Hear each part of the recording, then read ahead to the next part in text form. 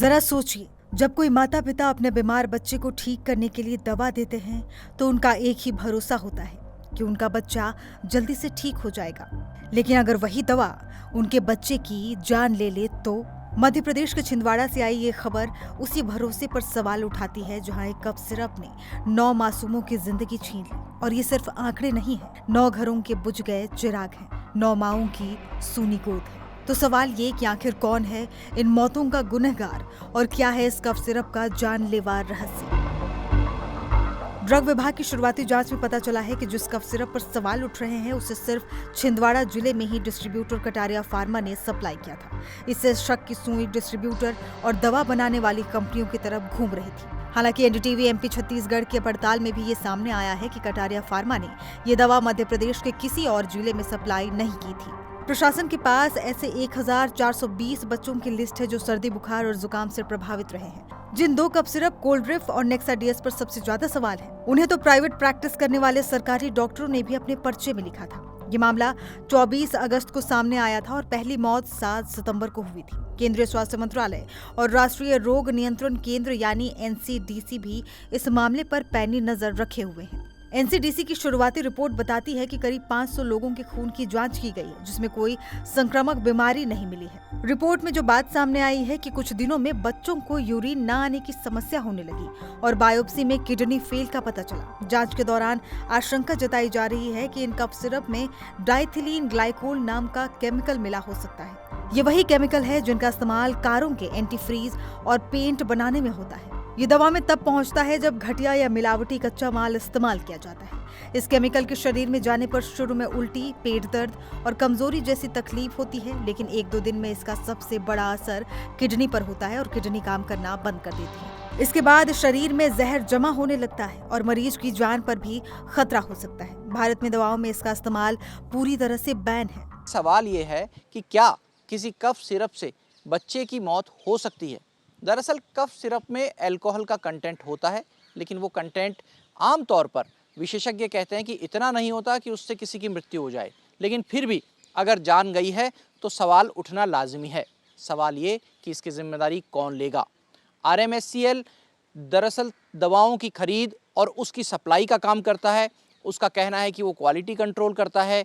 चिकित्सा और स्वास्थ्य निदेशक सरकारी छुट्टी मना रहे हैं।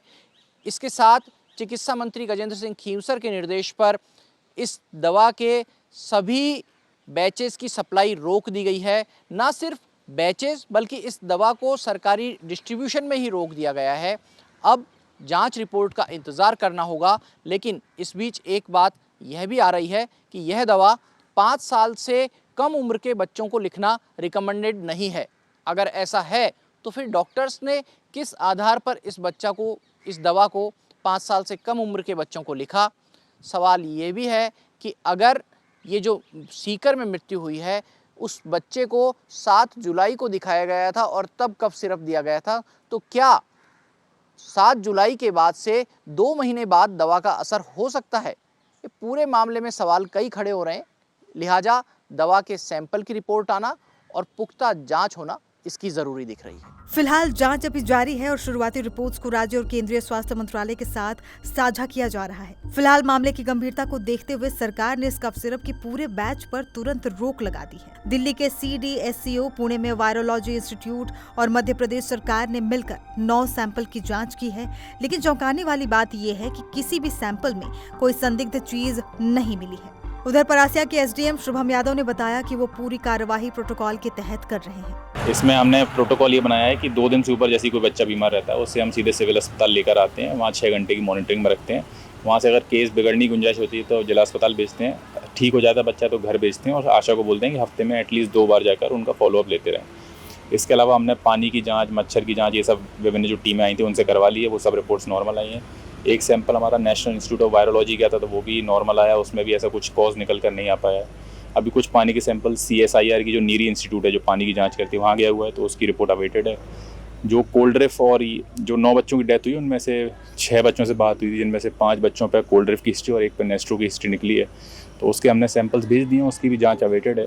तो जैसे ही उसमें कुछ निकल के आता है उसमें हम कार्रवाई कर पाएंगे। अभी हमने प्राइवेट डॉक्टरों को एहतियात बरतने के लिए कह दिया है कि यदि मान लीजिए आपके पास कोई भी बच्चा आता है उसको वायरल है, तो आप कृपया उसे अटेंड न करें, उसे सिविल अस्पताल भेजें, उसे सिस्टम को हैंडल करने दें। जांच जारी है, रिपोर्ट्स आ रही हैं, लेकिन सवाल अब भी वही खड़ा है। सवाल ये कि क्या हमारे देश में दवाओं की गुणवत्ता को लेकर हम इतने लापरवाह हो चुके हैं? इन 9 मौतों का जिम्मेदार कौन है? क्या उस मैन्युफैक्चरिंग कंपनी पर सख्त कार्रवाई होगी? क्या भविष्य में ऐसी घटनाओं को रोकने के लिए कोई पुख्ता कदम उठाए जाएंगे, या फिर ये सिर्फ एक और खबर बनकर रह जाएगी, जिसके बाद ऐसे ही कुछ और मासूम मौत के मुंह में चले जाएंगे? हमें इन्हीं सवालों के जवाब चाहिए, ताकि फिर कभी कोई माँ अपने बच्चे को दवा देते हुए खौफ में न जिए।